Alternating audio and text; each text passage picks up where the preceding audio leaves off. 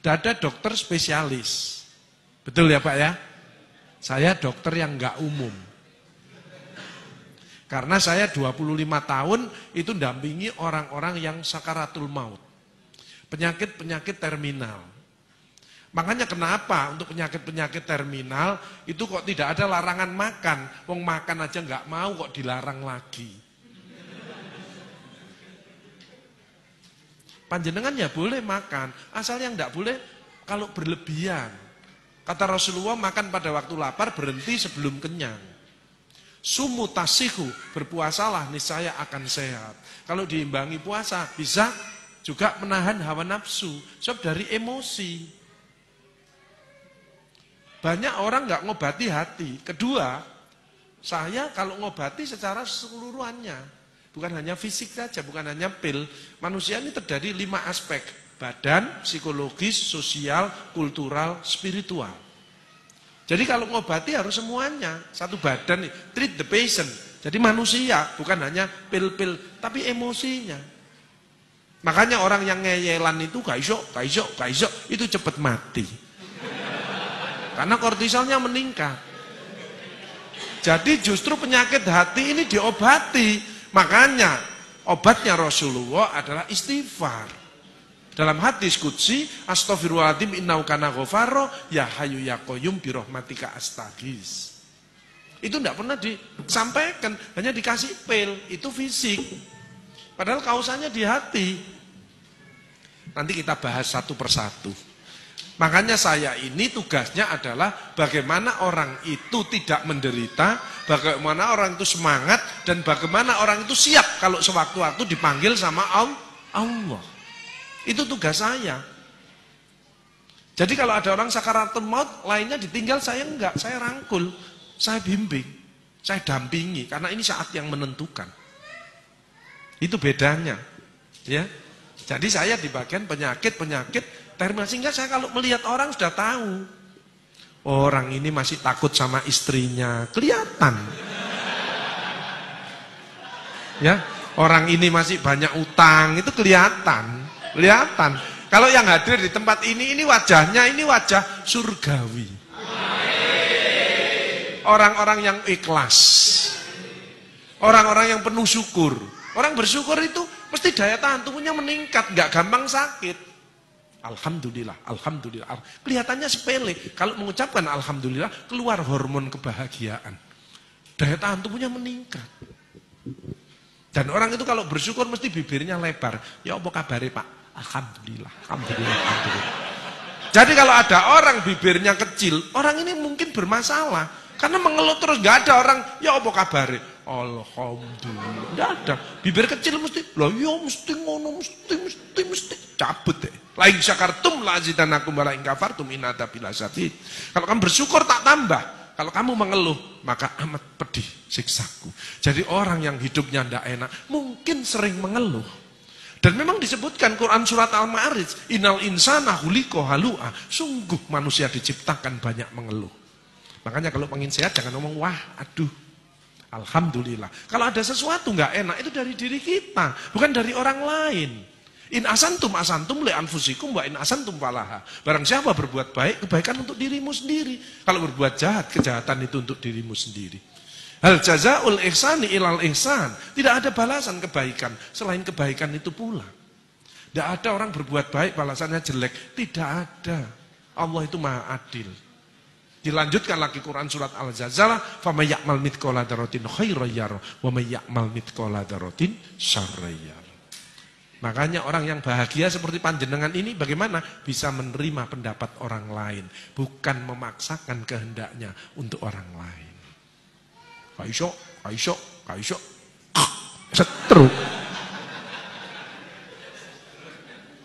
Kortisol yang keluar, ini bahaya. Makanya hati kita harus dibersihkan dulu dari penyakit hati. AIDS, angkuh, iri, dengki, sombong. Itu harus didetoks. Bagaimana bisa bahagia kalau masih punya iri hati ini? Apa sih artinya takwa? Alladzina yunfikuna fis-sarra'i wad-dharra. Dia peduli. Suka menafkahkan hartanya baik di waktu lapang maupun sempit. Kalau mau sedekah tidak usah nunggu kaya. Kaya itu belum tentu. Tapi dengan sedekah calon menjadi orang kaya. Bal kadzibinal ghaidz. Dia kalau debat selalu ngalah. Karena Allah janji, siapa yang salah dia ngalah. Tak buatkan istana nanti di surga. Tapi dia benar, dia ngalah. Maka istananya akan lebih hebat. Sayangnya banyak orang dolim. Istri ngomeli suami sudah senden di tembok, tapi nyerah ini. Cek diterus noai, karek mumbul, kik, mati. Makanya anak juga gitu, ya bunda, aku yang salah, aku mohon maaf. Ya sudah maafkan, karena itu miliknya Allah. Makanya kita tidak boleh dolim, tidak boleh menyakiti orang. Kalau kita menyakiti orang, badan kita terasa tidak enak. Kenapa? Karena keluar hormon negatif. Coba panjenengan sedekah, senyum dengan orang, keluar hormon positif. Tidak ada penyakit datang. Dotok dulu, AIDS ini.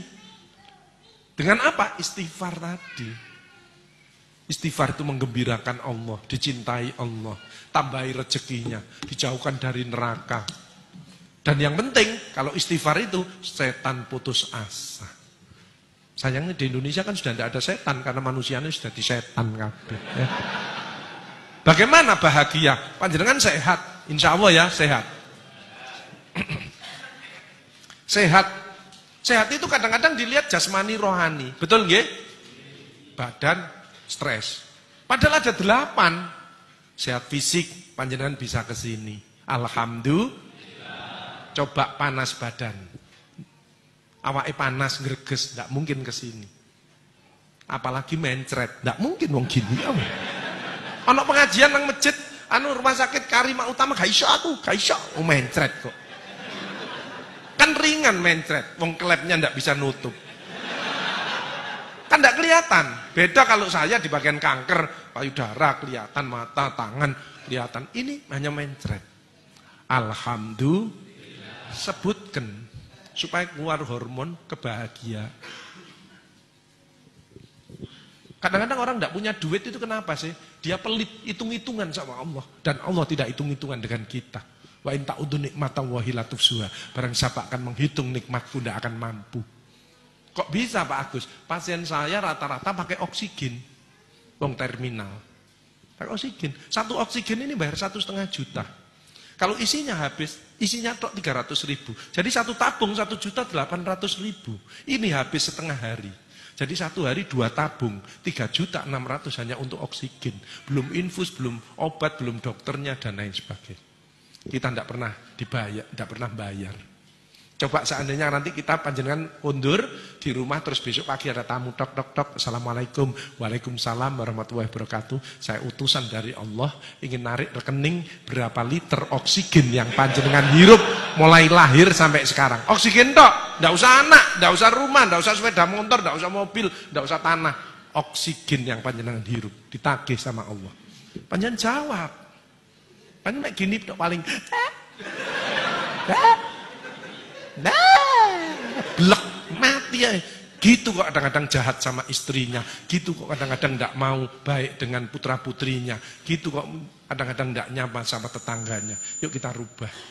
Yuk kita istighfar 3 kali yuk. Astaghfirullahaladzim, astaghfirullahaladzim, astaghfirullahaladzim. Ampuni ya Allah, ampuni ya Allah. Makanya Rasulullah itu manusia yang sudah dijamin masuk surga. Tidak lepas dari istighfar 100 kali satu hari. Apalagi kita yang penuh dengan dosa. Alhamdulillah ditambah astagfirullah, ditolong sama Allah. Apa yang sulit? Tidak ada yang sulit dalam hidup. Yang sulit adalah dari dirinya sendiri, dari hatinya, dari pikirannya, dari ucapannya, dari perilakunya. Yuk jamaah semua kita keluarkan the power of heart. Hati yang selalu ingat kepada Allah. Hati yang selalu bersyukur kepada Allah. The power of mind. Pikiran selalu positif. Tidak pernah berisi yang negatif-negatif.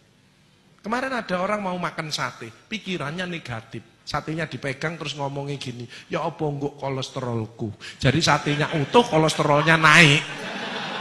Nah pikirannya negatif kok, keluar orang negatif. Betul?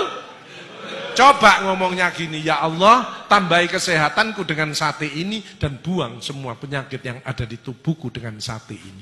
Makanya keluar hormon positif, sate ini kalau dimakan bukan jadi kolesterol, tapi jadi tenaga untuk kita bisa beribadah dan berkarya. Alhamdulillah. Apa harta penting, Pak Agus? Penting, tapi yang cari yang barokah, hasilnya halal. Tapi kalau ada sebagian diberikan, itu namanya berkah. Selalu bertambah kebahagiaannya. Tapi kalau ditumpuk untuk dirinya sendiri malah jadi bencana.